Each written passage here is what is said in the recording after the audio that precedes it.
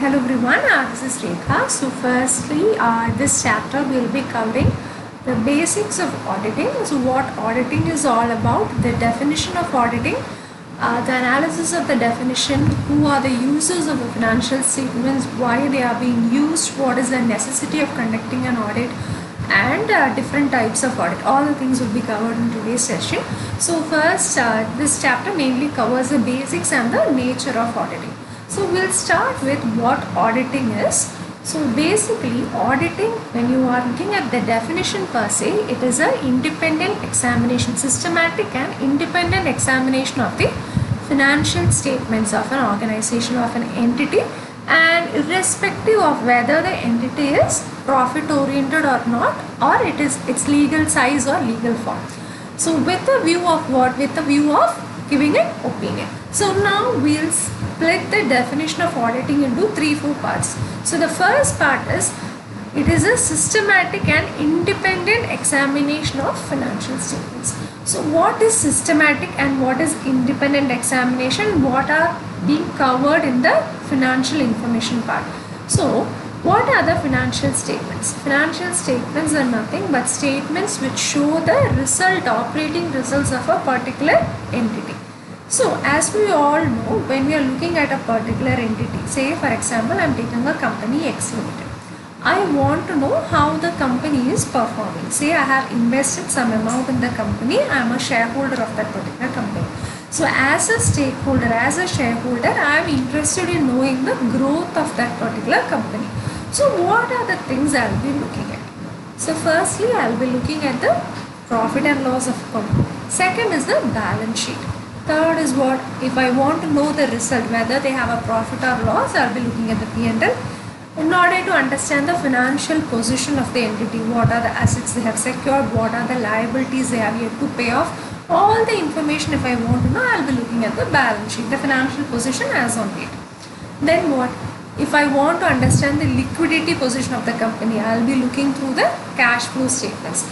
Similarly, I want to understand what are the kind of shares in which they have invested. I want to understand the debtors. I want to understand their credit period. Everything I will be checking the notes to accounts. And finally, in case of non-profit, non-government organization, government, I will be looking at receipts and payments account. So these are your financial statements. So financial statements are nothing. Statements that shows the result of a particular entity over a period of time. So these are basically your P&L, your balance sheet, your cash flow statements, your notes to accounts, and the receipts and payments account. So I am conducting an independent and systematic examination of the financial statements of the entity. So here, auditing, there are two main keywords. One is your independent examination and your financial statements. So I have described what financial statements constitute. Now what is independent examination? So what is the relevance for this term independence? Why is independence so much given so much importance? So we all know, suppose I am doing the audit of a particular entity, and I have been working in that particular entity for say 10 or 15 years. Now I have been appointed as the auditor of that particular entity, and now I am doing the audit. So do you think my report, whatever I am stating in the report with respect to the financial information regarding that company, will be completely unbiased? No, you cannot state, right?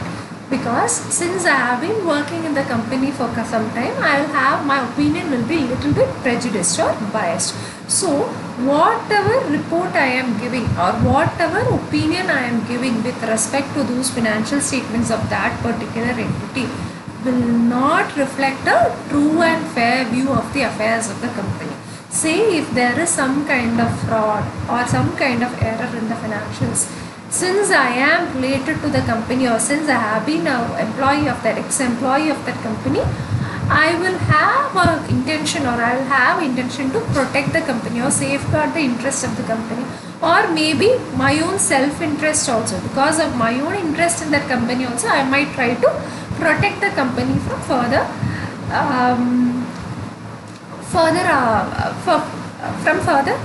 collision. So what I am trying is, what I am trying to say is independence is one important factor while conducting the audit.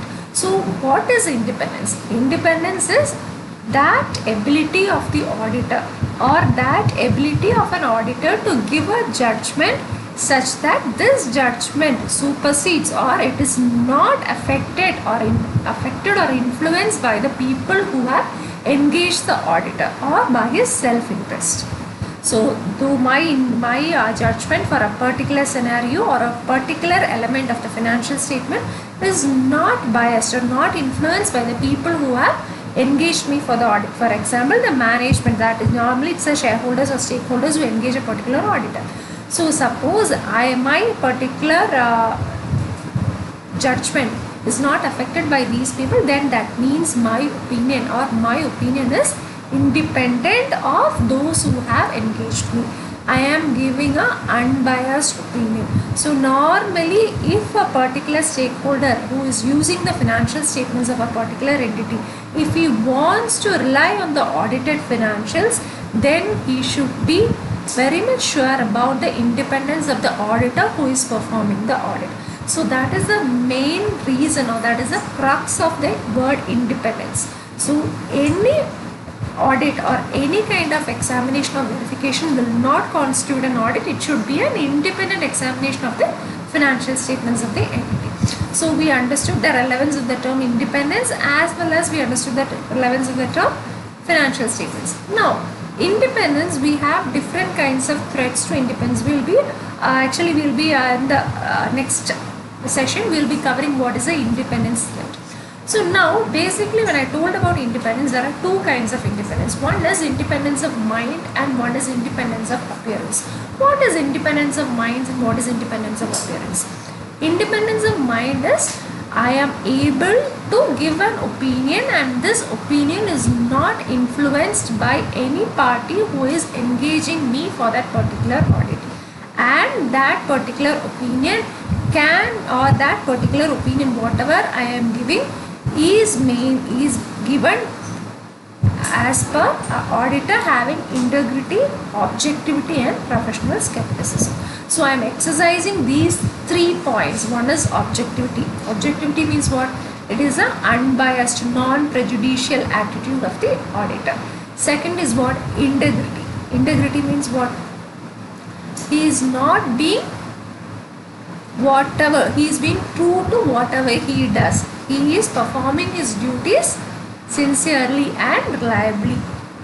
Third is what? Professional skepticism. What is professional skepticism? Professional skepticism is nothing but the questioning attitude.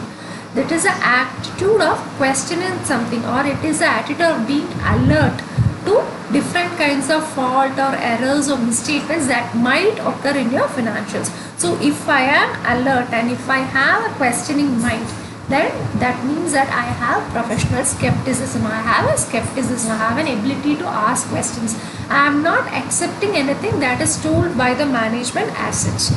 I am actually going through the facts. I am analyzing the whatever evidences I obtain and then I am questioning on that. So I am not just taking whatever the management is saying as such. So this is your professional skepticism. So first is your integrity. If I am able to act with integrity, if I am able to act with first is able to act with integrity, if I am able to act with professional skepticism and objectivity, and my opinion is not influenced by the opinion of the management or the persons who are engaging me, then it is said to be independence of mind. The second one is independence of appearance. What is independence of appearance? Independence of appearance means, suppose I am giving my opinion is unbiased, but I am not covering the entire facts. Certain facts or certain areas is being left uncovered, and this gives an impression to the third party that my objectivity or my integrity or my professional skepticism has been compromised. In such a case, I say it is called as independence of appearance. So in those events or those facts or those scenarios which I avoid such a way that the third party is having an impression that my integrity or objectivity or professional skepticism is compromised, then such a case is called as independence of appearance. So for an auditor there should be two things, independence of mind and independence of appearance. If both the things are satisfied, then only I can say the audit is conducted with audit is an independent examination of financial statements. Now analyzing the next part of the definition, what is that? Whether it is profit oriented or not, that is whether I am conducting the audit of a company, I mean where they have profits and losses, or maybe a charitable organization or a non-governmental organization, irrespective of its size or legal form, whether it is listed or unlisted, whatever be it, if I am doing an independent examination of the financial statements, then it is called as a audit. And what is the final agenda for that? I should be expressing an opinion. So the crux of it is independent examination of financial statements with the view of giving an opinion. So now, how is this opinion formed? So normally as an auditor, I'll be going through the different kinds of documents, source documents. So what are the source documents in a particular organization? It will be your invoices, your pro forma invoices, your goods received notes, so bills, everything. So I'll be going through all the source documents. Then I'll be checking the entries, I'll be checking the different account heads, I'll be checking the financial statements, and then I'll be finally gathering evidences on certain areas which I require evidences, and from these evidences I'll be coming to conclusions. Based on these conclusions I'll give my opinion, and how I am expressing the opinion, it is through a written report. So finally I have to give a report, and this report is the conclusive fact that I have conducted an audit. So now we have analyzed the definition of audit. Now who performs an audit? An audit is either performed by a chartered accountant, a single person, or a firm of chartered accountants. So auditor is any person who conducts an audit or a firm of chartered accountants. Now, what is the main purpose of doing an audit? The main purpose is I have to make sure that the financial statements represent a true and fair view of the affairs of the company. It's not true and correct, it is true and fair view of the affairs of the company. So what is true and fair view of the affairs of the company? Why not true and correct? True and correct means what? Everything, whatever is there mentioned in the financials is accurate in arithmetic as well as in form and content, it is correct. But can I say whatever is there is 100% correct even when an audit is completed? No, I can't say. Why? Because whenever I am doing an audit, whatever evidence I get, that evidence is always persuasive in nature. It is not conclusive. Persuasive in nature means what? It is not an absolute assurance, or it is not an absolute evidence on which I can rely and go forward and give an opinion. So it is always persuasive in nature, and hence whatever opinion I am giving, I can only give a reasonable assurance. I cannot give an absolute assurance. So what is reasonable assurance? Reasonable assurance is the highest level of assurance that the auditor can give, because the audit evidences are always persuasive in nature and not conclusive. So because of that particular loophole while gathering the evidence, and moreover audit is not a very detailed examination, so because of that there are huge number of inherent limitations while conducting an audit. Because of all these factors, I can only say my audit evidence is persuasive, and whatever assurance I give is a reasonable assurance. It is not a conclusive assurance. So this is one particular thing. Now the auditor, he actually does the audit of the financial statements, either an individual person or a firm of chartered accountants, and his main objective is that he should make sure that the audit does not mislead anyone. Whoever is using the financial statements, the audited financial statement should be such that it does not mislead anyone, and it shows a true and fair view of the affairs of the particular company. Now, what are the qualities the auditor should possess? So coming to the technical part, there are few things or few areas in which the auditor should possess knowledge. So this is one thing that is very easy for you to remember, because this covers almost all the subjects that you cover in your CA Inter and Final. Okay, so that is the easiest way of remembering that. What is that? So technical qualities, when you see this is, you should possess knowledge about Companies Act. Companies Act. Different laws and regulations, especially your corporate laws, your contracts and partnerships. Second is what? Direct and indirect taxes. Third is auditing practices. What are the techniques, what are the standards, and what are the processes. Fourthly, what? Your accountancy, that is the main thing. Your accounting principles, standards, procedures. Then your indirect taxes, direct and indirect taxes. Then general economic trends. What is the general economic trends? Then the nature of the client's business. What is the nature of the client's nature and size of the knowledge about the client's business? Then about the legal form of that particular entity. What are the laws that is applicable to the particular entity? Then what? The next subject what you cover in your CA is what? It is your computer and information systems. So next is your computer and information systems. So all these things are the technical aspects or technical knowledge that is has to be possessed by the particular auditor. Now coming to the ethical part. So what are the qualities that has to be possessed by the auditor? There is lots of qualities. If you see any text, there will be n number of qualities. You have tact, you have assertiveness, you have calmness, you have clear-headedness, so many. But there are basically 5 qualities that should be possessed by an auditor. What are they? I think we covered 3 while discussing the independence of mind and appearance. So basically it is integrity. Secondly, objectivity, that is your unbiased attitude, non-prejudicial attitude. Third is professional skepticism. Professional skepticism means what? Questioning attitude, being alert to any kind of fraud or misstatements that might be happening or that happens or that because of which there is some error in your financials. Fourthly, what? Professional competence and due care. So what is your competence? What are the skill sets you have acquired? How you are exercising your professional judgments while doing the audit. And lastly, confidentiality. Confidentiality means how you keep the information that is provided by your clients in a confidential manner, unless and until it is prohibited, until and unless it is allowed by the client and it is not prohibited by law.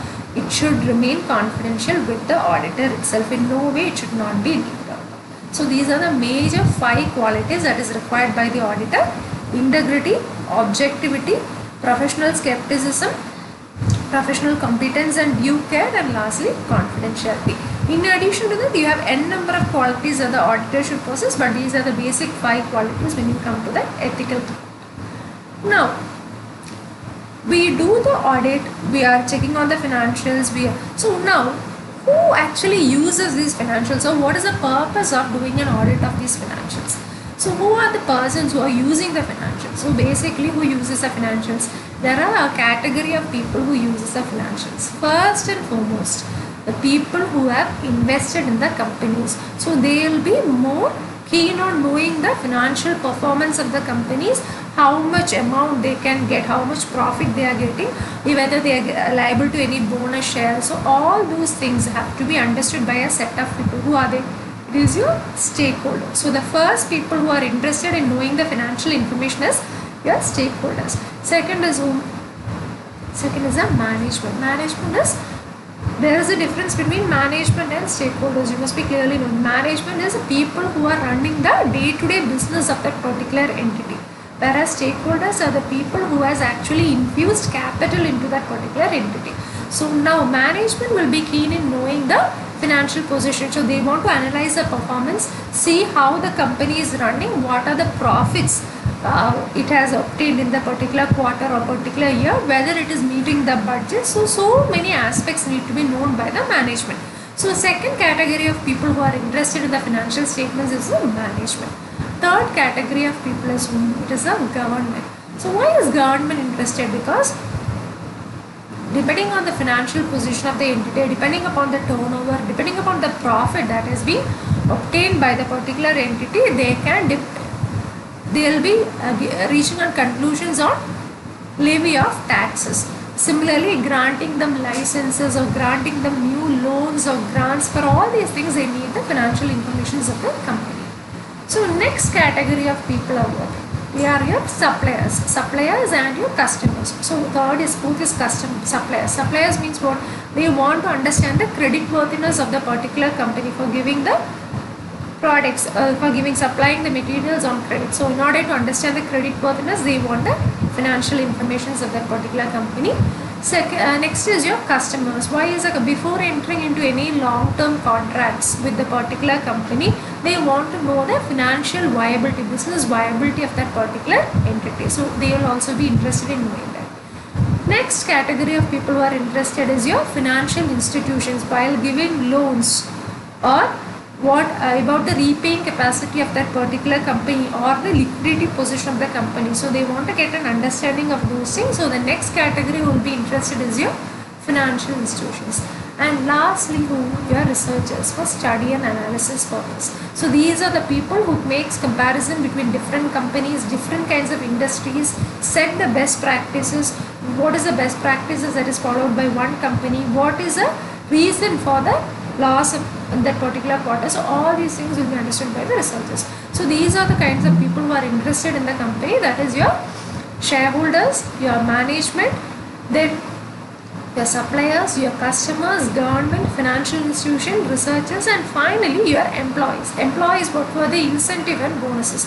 So say I am an employee of a particular company. If the company is performing well only, I will be getting good bonuses. So this I will also be keen in knowing the financial information for that particular company. So these are the categories of people who are actually interested in the financial information of the company. Now, is this audit actually required, or is there any kind of a mandate for conducting the audit? So like we already understood what is an audit, who are interested in the financial statements, what are financial statements, what are the qualities that is possessed by the auditor, who conducts the audit, all the things. So now the next thing is the audit, is it a mandatory thing, or is there any kind of is it a kind of choice? So there are, now coming, when I'm discussing this topic, we'll come to the kind of what are the types of audit. So basically there are two types of audit. On a very basic level, there are two types of audit. One is your mandatory audit, or those audit as required by law, and the other one is voluntary audits, or those which is not mandated by law. So those mandated by law is depending upon how that particular entity is formed. Maybe depending upon the statutes or the rules based on which the company is formed, certain companies has to conduct audit. It is mandatory for them to conduct the audit and get their financials audited by a chartered accountant. So these come under audit as required by law. So what are those entities? So one is again your Companies Act. So companies as constituted under the Companies Act. Second is what? Your banking companies as per your Banking Regulations Act. Third is what? Entities under the Income Tax Act. Fourthly, your GST audit, audits under state and VAT. Then what? Audit of public and charitable trust, registered as per your Religious and Endowments Act. Next is what? Next is your audit of cooperative societies, registered under Cooperative Societies Act. Then those entities that is formed by an act of parliament, for example your insurance companies. So again insurance, life insurance corporation, LIC. Then what? Then those companies, your electricity supply companies, that is registered under the Electricity Supply Regulations Act. So all these are companies for which audit is required as per law. So this is one category. So the next category is audits of voluntary audits. So for these kind of entities, there is no particular mandate that audit should be conducted, but still we conduct the audit for certain advantages. So we'll cover what are the advantages of this independent audit for voluntary, for those entities which is not mandated by law. So those entities which is not mandated by law to carry out audits are for example your proprietary entities, your partnership firms, your HUF, all these, for all these there is no particular mandate that audit is required to be carried out by a chartered accountant, but still some of them carry out audits. your non-profit organizations, your schools, hospitals, so different kinds of entities. Your trust, private trust. Only for public trust we have a regulation that it has to be audit has to be conducted, but for private trust there is no kind of such regulations, but still we conduct the audit. Especially these audits are conducted mainly, for example, and certain entities, for them, as per the directives of government also they have to conduct the audit. For example, for giving loans or giving grants or licenses, for them government requires the audited financials. So even though there is no mandate as per law, they have to conduct the audit, or they conduct the audit for these purposes. So why these entities conduct the audit even though there is no mandate as per the law? So here this is one examination question. What is the advantages of independent audit? So in whatever I cover, the examination questions are: what are the qualities of an auditor, your ethical qualities of an auditor, and what is professional skepticism. That is one area that is covered in the exams. Now, who are the persons who are benefited by the financial information? That is another one. And this is another part that covers what is the advantages of independent audit. So what is the advantage of independent audit? So firstly, let us start with who are all interested in the financial information. Your shareholders. So for shareholders, what are the advantages? To protect the interest, financial interest of the people who has invested in the company. That is your shareholder. So this is the foremost advantage of an independent audit. Secondly, next, what is the other important? In order to have a moral check on the employees. So in order to prevent defalcation of cash or embezzlement, in order to prevent all these and to act as a moral check on the employees also, we conduct an audit. Next is what? Suppose consider a firm. In a firm there will be different activities. One of the main is admission of a partner or death of a partner or retirement of a partner. In these cases, how will you divide the profit, or how will you calculate the amount payable to the outgoing partner or to the incoming partner? So in those cases, you need the audited financial statement. So in order to calculate the amount payable, or in order to settle the amounts in with respect to your admission or death of a partner. Next is what? Next is with respect to, suppose the internal controls of that particular entity is not very good, or it is not there or inadequate. So internal control is nothing but the policies or processes or whatever procedures a particular company follows, or those that is followed by or implemented, designed and maintained by the management, so as to obtain reasonable assurance that the company's financials represent a true and fair view of the affairs of the company. The company is following the rules and regulations, all the assets. So there are many kinds of things that has to be protected, or those there are many kind of aspects that has to be covered by the internal control. So internal control basically is nothing but it is a set of policies and procedures that is designed, implemented and maintained by the management, and for securing, also for maintaining or for giving certain results. So we'll cover the internal control part later. So if the internal control system is not adequate, there could be lot of frauds happening. So there could be lot of wastages. So in order to curb the wastages, or to see whether any kind of fraudulent activities are happening, then also you require an audit. Second is what? Say suppose there is some kind of a damage that is happening to the particular entity because of a calamity or fire. So in such kind of cases, whenever there is a kind of damage that is happening to an entity, we have to calculate what is the total damage that has happened to the entity. So for that we need what are the total raw materials that has been there in the entity. For example, if it is a manufacturing company, what is the total amount of raw materials that is there in the company? What is the total amount of closing stock there is in the company? So in order to settle the disputes, trade union disputes, or in order to calculate how much is the total loss to the company, still we need the audited financial statements. Then what are the other? Then next is for settling the tax liabilities. When you are coming to the government perspective, in order to settle the liability for taxes or for negotiating for loans, for this also you need a audited financial statements. The next is one is then reporting the inadequacies and weaknesses in a particular firm or particular entity. So for that also you need a full-fledged audit to be carried out. So these are what are the main advantages of the independent audit. One is to protect the interest of the shareholders or the people who has invested in the company.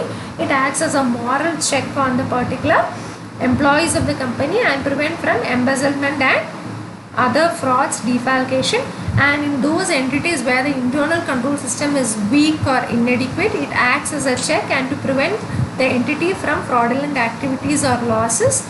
And in case of there is any calamity or any kind of any loss that is happening to the company, audited financial statements will be helping to settling trade disputes and also to settle the claims or whatever claims that they have to obtain via our insurance provider. For that also will be helpful.